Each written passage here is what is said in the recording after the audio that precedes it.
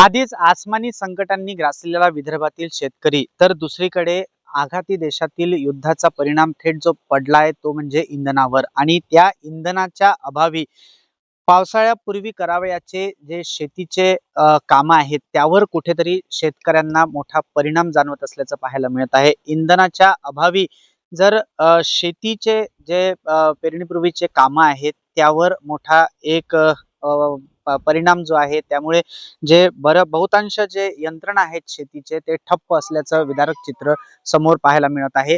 जर दुसरीकडे पाहायला गेलं तर शेती विषयक जे यंत्रणा जशा प्रकारे सज्ज झालेल्या आहेत त्या यंत्रणांच्या वर या इंधनाचा तुटवडा जो आहे तो मोठ्या प्रमाणात पडताना पाहायला मिळत आहे. तर दुसरीकडे जर पाहायला गेलं तर विदर्भातील शेतकरी आत्महत्या ही एक अपवाद विदर्भाला एक लागलेले कायमा म्हणावे लागेल, ते नाकारता येणार नाही. नुकतंच अकोला जिल्ह्यातील मूर्तिजापूर तालुक्यात गेल्या आठवड्याभरामध्ये 4 शेतकरी आत्महत्या घडल्यात आणि या आत्महत्या घडण्यामागचं नेमकं कारण काय हे जाणून घेण्याकरता टॉप न्यूज मराठीची टीम आलेली आहे आज एक शेतकऱ्यांच्या बांध्यावर आणि माझ्या सोबत आहेत राजू वानखडे. राजू वानखडे यांची जर ओळख द्यायला गेली तर शरद जोशी यांच्या सोबत काम केलेला हा व्यक्ती, त्याचप्रमाणे शेतकऱ्यांकरता अथक झटणारा, शेतकऱ्यांचे विविध प्रश्न घेऊन शासन दरबारी झटणारा आणि त्यांच्या प्रश्नाचे निराकरण करून शासनाला जाब विचारणारा हा एक शेतकरी नेता, यांच्यासोबत आज मी जाणून घेणार आहोत. नेमका अनेक प्रश्नांचे उत्तर त्यांच्याकडून जाणून घ्यायचे आहेत की आत्महत्या की हत्या.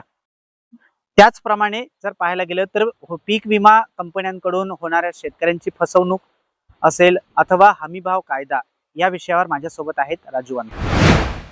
त्याचं मूळ कारण असं झालं की शासन शेतकऱ्याचं जे ध्येय धरून ठेवून राहिलं आहे त्याचं कसं होऊन राहिलं माहिती आहे काय की घोषणा करतात पण कृतीत येत नाही. या सगळ्या गोष्टीमुळे काय झालं माहिती आहे का, शेतकरी असा हवालदिल झाला आहे.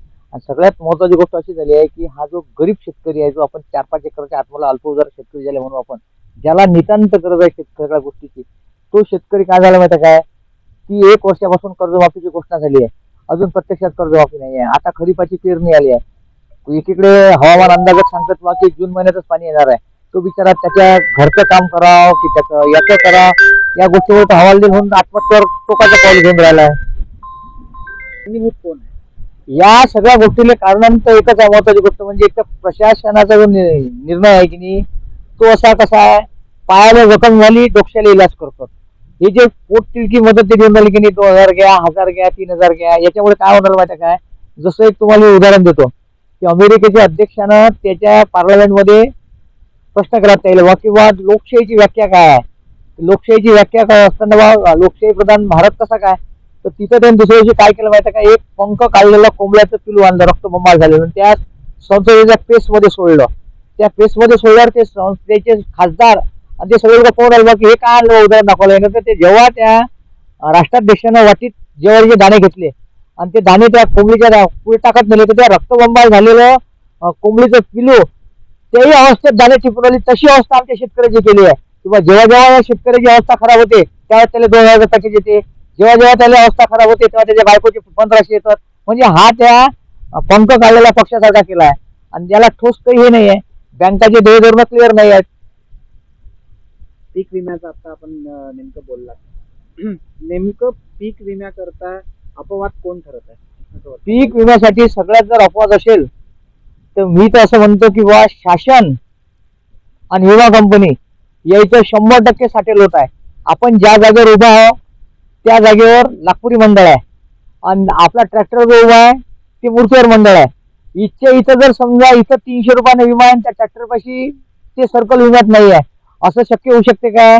असे त्याचे जे धोरण आहेत ते धोरण असे आहेत की बा शेतकरी जगला नाही पाहिजे, शेतकऱ्याच्या नावाने आपण हजारो कोटी रुपये विमा कंपनीच्या खात्यात सोडायचे आणि मग विमा कंपनीच्या नफ्यातून विशिष्ट शासनाचे पदाधिकारी म्हणा किंवा मोठे अधिकारी म्हणा किंवा आणखीन कोणी जे काही लोक असतील त्याचा वाटा आणि विमा कंपनीचा वाटा, त्या मोजक्यात 5-10 लोकांना वाटा लागते ना, हजारो शेतकरी वंचित राहतात.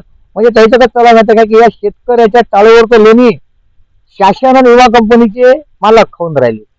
शेवटचा प्रश्न विचारतो, हमी भाव कायद्याकरता आपण गेल्या कित्येक दिवसांपासून आग्रही आहात, तर हा हमीभाव कायद्याच्या अभावी शेतकऱ्यांच्या आत्महत्या होत आहेत असं आपल्याला वाटतं का? होता मी 100% होत आहे की आता आपण पाहिलं ना दिवाळीच्या वेळेस जेव्हा शेतकऱ्याचं सोयाबीन निघालं होतं त्यावेळेस 3,000 तर 4,000 भाव होता आणि आज शेतकऱ्याचा माल पूर्ण संपलाय, गव्हर्नमेंटच्या खरेदी बंद झाल्या. जेव्हा मोठ्या स्टॉकिस्टनं माल म्हणजे मोठ्या व्यापाऱ्यानं माल जमा करून ठेवलाय मोठ्या गोदामात आणि त्याच्या विक्रीचा जेव्हा टाइम आला तेव्हा सोयाबीन 7 ते 8 वर झाला. याचा मूळ शेतकऱ्याला काय फायदा आहे? काहीच नाही आहे. जेव्हा या देशात कसं झालं माहिती काय, गदे कुमार कुंभार खारे अशी गोष्ट केली आहे यानं.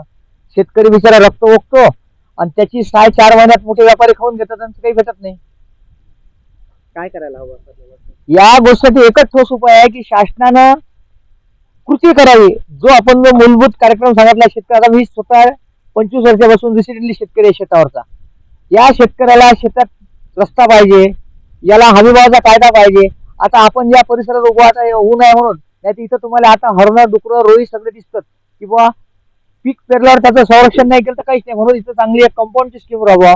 त्याच्यानंतर शासनानं अमेरिकेसारखं किंवा तेलंगणा सरकारसारखं हे सर्व बंद करून शेतकऱ्याला 10,000 रुपये एकरी मदत देऊन त्याला वसवून द्यायचं की बा तो कोणतेही पीक पेरो, तो कोणतेही पीक घेऊ, तर हमीभावाचा कायदा काही लागू नये. तो सरकारचे 10,000 रुपये एकरी घेईन, तो वाटीन त्या भावात माल विकीन, वाटीन त्या भावात करीन. ते नाही करत तुम्ही.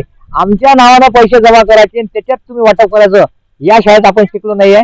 शेतकऱ्याला न्याय द्यायचा असेल तर कुठंतरी असे ठोस पावलं घ्या तुम्ही की त्याचं कुठंतरी चांगलं